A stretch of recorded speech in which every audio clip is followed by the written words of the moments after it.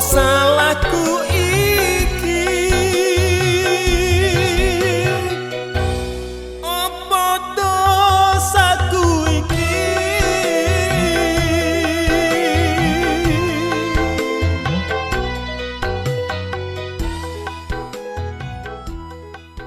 Hai, apa kabar?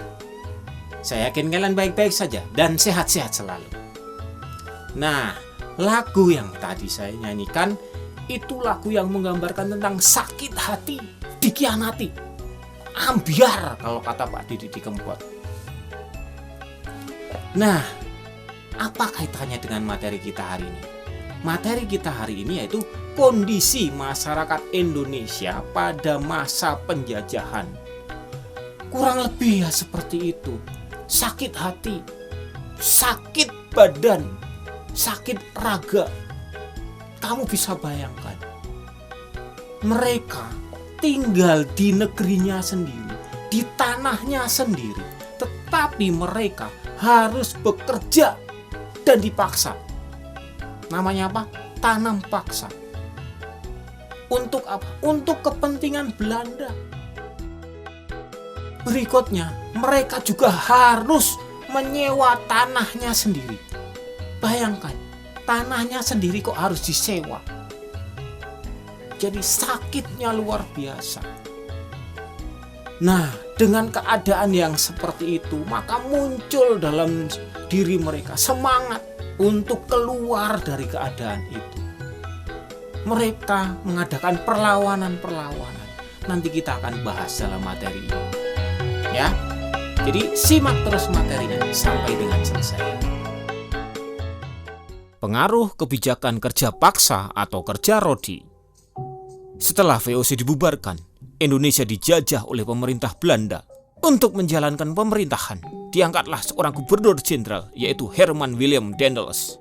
Kebijakan Daendels diantaranya, rakyat masih diharuskan melaksanakan penyerahan wajib hasil pertaniannya. Untuk menambah pemasukan dana, dilakukan penjualan tanah kepada pihak swasta dan membangun jalan anyar sampai Panarukan. Jalan anyar Panarukan memanjang lebih dari 1000 km dari Cilegon, Jakarta, Bogor, Bandung, Cirebon, Semarang, Pati, Surabaya, Probolinggo hingga Panarukan. Jalan tersebut dibangun dengan tujuan untuk kepentingan militer, sarana transportasi mengangkut hasil bumi, sehingga proses distribusi barang dan jasa semakin cepat dan efisien. Pembangunan jalur anyar Panarukan sebagian besar dilakukan oleh tenaga manusia. Puluhan ribu penduduk dikerahkan untuk membangun jalan itu. Rakyat Indonesia dipaksa Belanda untuk bekerja. Mereka tidak digaji dan tidak menerima makanan yang layak. Akibatnya, ribuan penduduk meninggal baik karena kelaparan maupun penyakit yang diderita. Pengarahan penduduk inilah yang disebut dengan kerja rodi atau kerja paksa. Pengaruh sistem sewa tanah. Saat terjadi perang di Eropa antara Prancis dan Belanda, Willem V dari negeri Belanda berhasil lolos dari serangan Prancis dan melarikan diri ke Inggris. Willem V mengeluarkan maklumat untuk menyerahkan jajahan Belanda kepada Inggris. Gubernur Jenderal EIC, Lord Minto, selanjutnya menyerahkan tanggung jawab kekuasaan Indonesia kepada Letnan Gubernur Thomas Stanford Raffles. Kebijakan Raffles adalah sistem sewa tanah atau land rent system atau Ländliche Stellschild. Silahkan kalian cermati kebijakan-kebijakan Raffles berikut ini.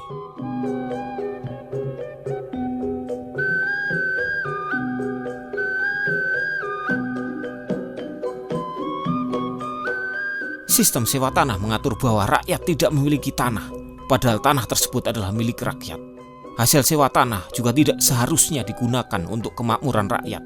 Hasil sewa tanah tersebut sebagian besar digunakan untuk kepentingan penjajah.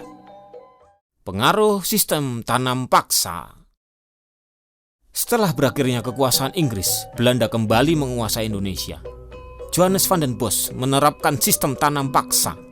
Kebijakan ini dilakukan karena Belanda menghadapi kesulitan keuangan akibat perang. Ketentuan-ketentuan tanam paksa sebagai berikut. Silahkan kalian cermati dengan sebaik-baiknya.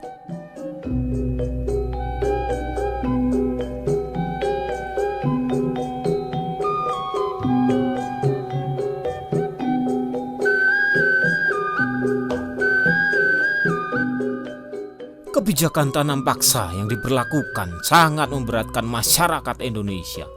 Apalagi pelaksanaannya penuh dengan penyelewengan, sehingga semakin menambah penderitaan rakyat. Banyak ketentuan yang dilanggar atau diselewengkan, baik oleh pegawai Belanda maupun pribumi. Kematian rakyat Indonesia tinggi akibat kelaparan dan penyakit kekurangan gizi. Penduduk Grobogan yang semula 89.000 orang tersisa 9.000 orang.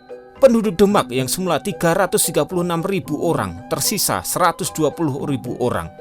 Banyak pihak bersimpati dan mengecam praktik tanam paksa. Kecaman tidak hanya datang dari bangsa Indonesia, tetapi juga orang-orang Belanda. Mereka menuntut agar tanam paksa dihapuskan. Hasilnya, tahun 1870 tanam paksa dihapuskan. Nah, seperti itu kondisi masyarakat waktu itu. Bagaimana pedihnya, bagaimana sakitnya, baik badan maupun hatinya. Kalian bisa merasakan itu.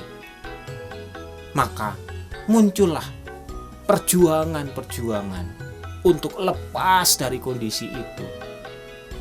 Setiap daerah banyak yang melakukan perjuangan-perjuangan dipimpin oleh para pemimpin yang luar biasa, semangat yang luar biasa.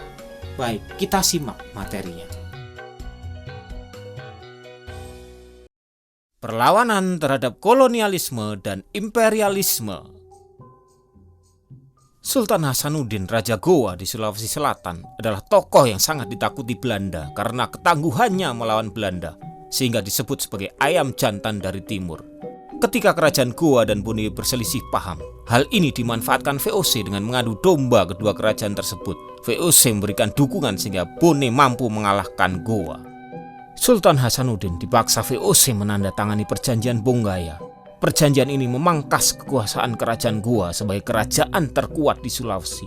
Tersisa kerajaan kecil yang sulit melakukan perlawanan terhadap VOC. Perselisihan antara Mataram dan Belanda terjadi karena nafsu monopoli Belanda. Gubernur Jenderal VOC, Jan Pieter Soenkoen, menyerang Jepara. Kerugian Mataram sangat besar. Raja Mataram, Sultan Agung, segera mempersiapkan penyerangan terhadap VOC di Batavia. Serangan Mataram pertama gagal dan terpaksa pasukan ditarik kembali ke Mataram. Kurang lebih 1.000 prajurit Mataram gugur. Hal ini terjadi karena kurangnya perbekalan, kurang matang dalam perhitungan medan pertempuran, dan persenjataan Belanda jauh lebih modern. Mataram segera mempersiapkan serangan kedua. Persiapan dilakukan dengan lebih matang. Gudang-gudang dan lumbung persediaan makanan didirikan di berbagai tempat. Namun, serangan kedua ini pun gagal. Faktor kelemahan yang sama seperti pada serangan pertama, serta lumbung padi persediaan makanan banyak dihancurkan Belanda. Perlawanan terhadap pemerintah kolonial Belanda. Kekuasaan Inggris yang menggantikan Belanda pada tahun 1811 sampai 1816 menyadarkan rakyat bahwa Belanda bukanlah kekuatan yang paling hebat. Ketika Belanda kembali berkuasa di Indonesia tahun 1817, rakyat Ambon mengadakan perlawanan di bawah pimpinan Thomas Matulesi atau Pattimura. Dalam perlawanan turut serta Christina Martha Tiahahu yang berhasil merebut benteng Belanda serta membunuh Residen Vandenberg. Namun perlawanan ini dapat dikalahkan setelah bantuan Belanda dari Batavia datang. Pattimura bersama 3 pengikutnya ditangkap dan dihukum gantung. Perlawanan kaum Padri terhadap Belanda dipimpin Tuanku Imam Bonjol. Perlawanan berhasil membuat Belanda terpojok. Saat itu Belanda juga menghadapi perlawanan Pangeran Diponegoro. Belanda sadar apabila pertempuran dilanjutkan, Belanda akan kalah. Belanda pun mengajak kaum Padri berdamai. Setelah Belanda berhasil memadamkan perlawanan Diponegoro, Belanda kembali melakukan penyerangan terhadap kedudukan Padri dengan menerapkan sistem pertahanan benteng Stelsel. Belanda akhirnya menang. Tuanku Imam Bonjol ditangkap, kemudian diasingkan ke Priangan, kemudian ke Ambon, dan terakhir ke Manado hingga wafat tahun 1864. Berbagai kegelisahan dan penderitaan yang lama berlangsung membuat rakyat marah. Saat membangun jalan baru, Belanda memasang patok-patok pada tanah leluhur Diponegoro. Terjadi perselisihan saat pengikut Diponegoro mencabuti patok-patok tersebut. Belanda segera mengutus serdadu menangkap Pangeran Diponegoro. Perang tidak dapat dihindarkan. Tegalrejo yang menjadi basis pengikut Diponegoro direbut dan dibakar Belanda. Diponegoro meninggalkan kota dan menyusun strategi perlawanan di luar kota Yogyakarta. Perang Jawa dikumandangkan untuk mengusir Belanda. Perlawanan menular sampai Jawa Tengah dan Jawa Timur. Belanda menerapkan benteng Stelzil dan dapat memecah belah pasukan Diponegoro. Akhirnya Belanda juga berhasil meyakinkan Panglima Sentot Prawirodirjo untuk membuat perjanjian perdamaian. Bulan Maret 1830, Diponegoro bersedia mengadakan perundingan dengan Belanda di Magelang. Perundingan tersebut hanya sebagai jalan tipu muslihat, karena ternyata Diponegoro ditangkap dan diasingkan ke Manado, kemudian ke Makassar hingga wafatnya. Perang Banjar berawal ketika Belanda campur tangan dalam urusan pergantian raja di Kerajaan Banjarmasin. Belanda memberi dukungan kepada Pangeran Tamjidillah yang tidak disukai rakyat.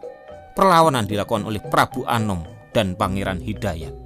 Pangeran Antasari memimpin perlawanan setelah Prabu Anom ditangkap Belanda. Pasukan Pangeran Antasari dapat didesak. Pada tahun 1862, Pangeran Hidayat menyerah dan berakhirlah perlawanan Banjar. Masih ada perlawanan Teuku Umar dan Cut Nyak-din di Aceh, perlawanan Sisingamangaraja di Sumatera, dan Perang Jagaraga di Bali. Silahkan kalian gali materinya dengan membaca buku dan sumber-sumber lain yang pastinya akan lebih seru dan menarik lagi. Baik, sampai di sini materi kita hari ini. Jangan lupa like, comment, share, dan subscribe. Supaya apa? Supaya channel ini bisa terus berkembang. Oke, sampai jumpa. Semoga bermanfaat.